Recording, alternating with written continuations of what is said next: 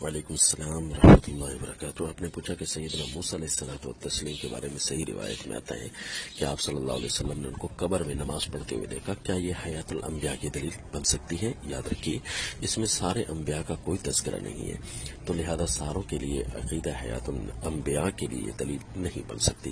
یہ صرف سیدنا موسیٰ علیہ السلام کا اس میں تذکرہ ہے۔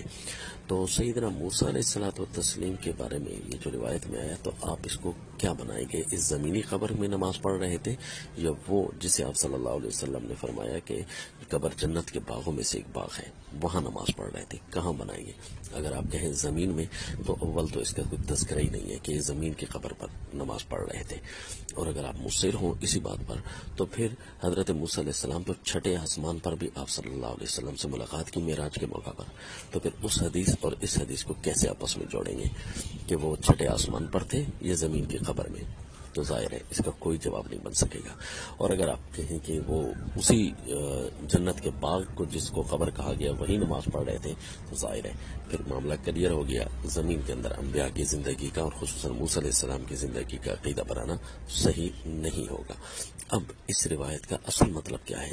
وہ صرف اتنا کچھ ہے کہ آپ صلی اللہ علیہ وسلم کو انبیاء کی عبادت کے مناظر دکھائے گئے، مثلا سیدنا عیسیٰ علیہ السلام کا طواف کرنا وغیرہ، یہ آپ صلی اللہ علیہ وسلم کو دکھایا گیا۔ جنت اور جہنم کے بعض ایسے مناظر دکھائے گئے کہ جو ابھی پیش نہیں آنے، تو صرف اور صرف یہ ایک منظر تھا، اس سے باقاعدہ دلیل بنا لینا یہ صحیح نہیں ہے۔ پھر اسی روایت کو دیکھتے ہوئے بعض ضعیف راویوں نے، یہ سیدنا انس رضی اللہ تعالیٰ عنہ کی طرف روایت ہے نا، اسی حضرت سیدنا انس رضی اللہ تعالیٰ عنہ کی طرف منسوب کر کے ایک ضعیف روایت بنا ڈالی اسی روایت کے تناظر میں کہ انبیاء اپنی قبروں میں زندہ ہوتے ہیں اور نمازیں پڑھتے ہیں، الانبیاء احیاء فی قبورہم یصلون۔ تو یاد رکھیے، ایسی کوئی بھی روایت صحیح نہیں ہے، پوری سیاست میں نہیں ہے، کوئی صحیح سند تک نہیں ہے۔ لہذا اس روایت کو دیکھتے ہوئے یہ روایت بنا لینا، اس کو علم حدیث کی اصطلاح میں منکر کہتے ہیں، یعنی ضعیف روایت ہے۔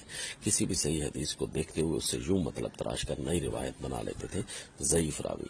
تو یہ جو انبیاء اپنی قبروں میں زندہ ہوتے ہیں اور نمازیں پڑھتے ہیں، کسی طرح بھی کسی محدث نے کوئی صحیح سند کے ساتھ اسے بیان نہیں کیا۔ السلام۔